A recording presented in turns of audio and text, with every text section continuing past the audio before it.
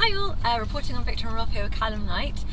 Really excited to talk about Viktor&Rolf because previously the last collection, really exciting Instagram fodder.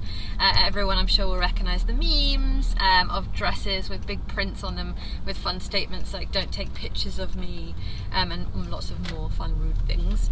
And so that was really crazy large ball gowns and candy pop colours, a comment on society, a comment on the digital age, a comment on meme culture, and was everywhere. This collection, obviously being autumn winter, was very different, but not just in season but very much in mood.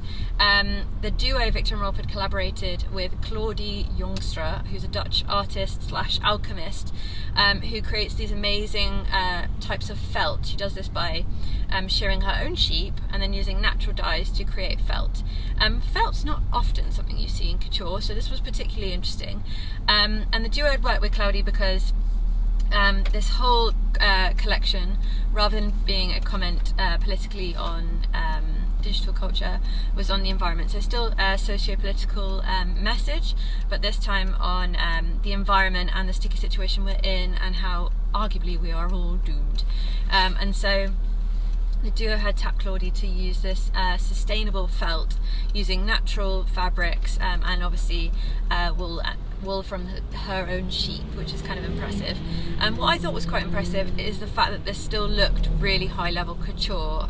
Often felt can look very crafty, and I think there was an intentional level of craftiness in this collection. Certainly on some of the skirts there were cross-stitching kind of loom loops with pictures of stars and cats, lots of kind of pagan symbolism.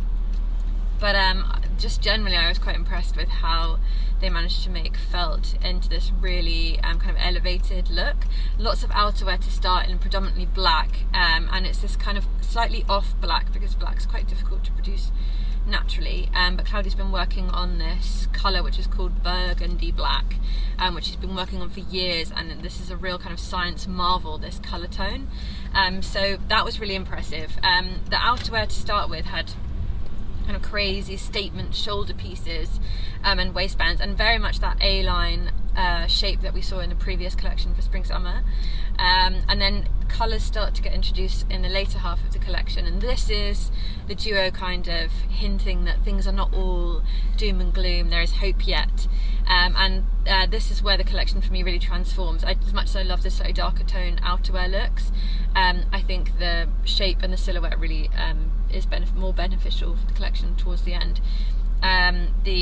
Again, this is actually a silhouette that we've seen a little bit over couture.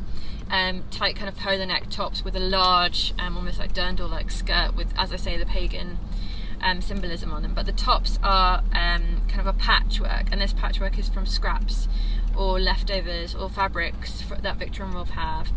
So again, there's that sustainability element. I'm quite interested in the idea of sustainable couture, and to do, I suppose, because couture could actually be arguably one of the most sustainable elements of fashion. It's not mass produced, it's made for the individual, and to have something made for the individual with such sustainable elements in it, I think is a really interesting idea. There were a few elements to the collection that I thought were slightly missing. I think felt can tend to look quite bulky, which is why I preferred the latter half of the collection, because it had that slight slender silhouette up top. But overall I'm quite impressed with how elegant the craftiness came across, if that makes any sense whatsoever.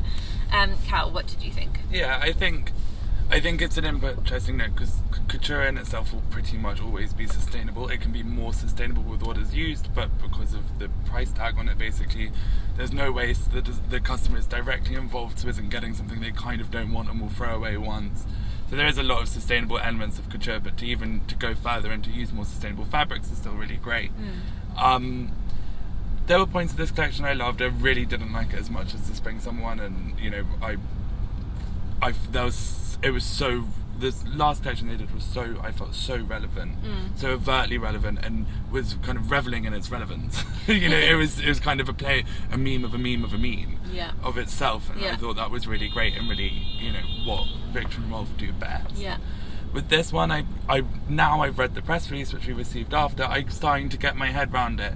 However, I shouldn't need a press release necessarily. Yeah. However, to argue my own point, as I love to do, this shows the difference of ready-to-wear and couture. Because ready-to-wear clothes have to be seen on a rack without anyone else there, and the customer has to understand it immediately. Yeah. Whereas anyone who's actually going to buy these clothes will go and meet with Viktor and Rolf and their associates and talk for hours and days about the fabric choices and this amazing burgundy black. And, you know, they are so involved that actually maybe the clothes don't have to speak for themselves so much on a technical level or on a, you know, because they have a life after this show. Yeah. Whereas most ready-to-wear doesn't. Yeah, that's true.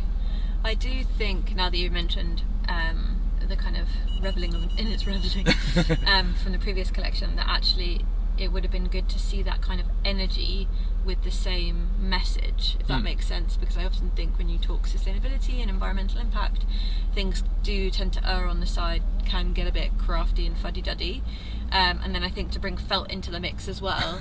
Playing with fire. Is playing with fire. No, I think it would have really been amazing if they'd had a collection with the same impact as the first one, with this message. Yeah, for sure. Because wouldn't it have been fantastic to have an Instagram meme cacophony of sustainable fashion?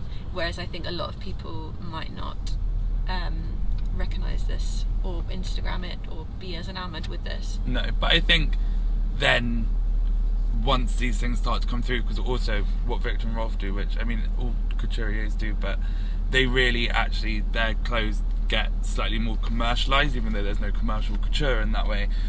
At the show there are lots of people wearing beautiful white tulle dresses with bits of ruffles on them but no writing, so again they'll work with their clients afterwards, and I think we'll see over the next 6 months, and then when we come back in January for couture?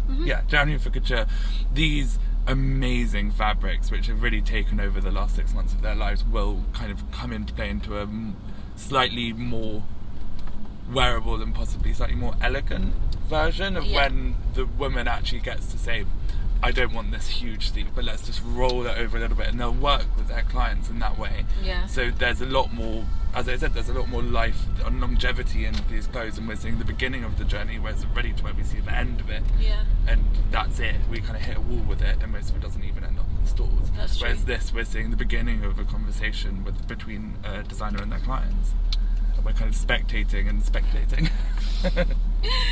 Yeah, spectating. I think that was a bit of a mixed bag there. Really love the message, really love the fabrication, love that they're collaborating with an artist, and love that they're trying to spotlight sustainability. Not 100% sold on the execution, but I'm not the couture client, so never mind. Thank you guys very much for watching. Please do subscribe. We have a few more reviews coming in, and that's Paris Couture almost over. Thank you guys for sticking with us. Make sure to visit Show Studio as well. You can make your own informed decision on Viktor and Rolf, and let us know what you thought in the comments, and we'll see you very soon.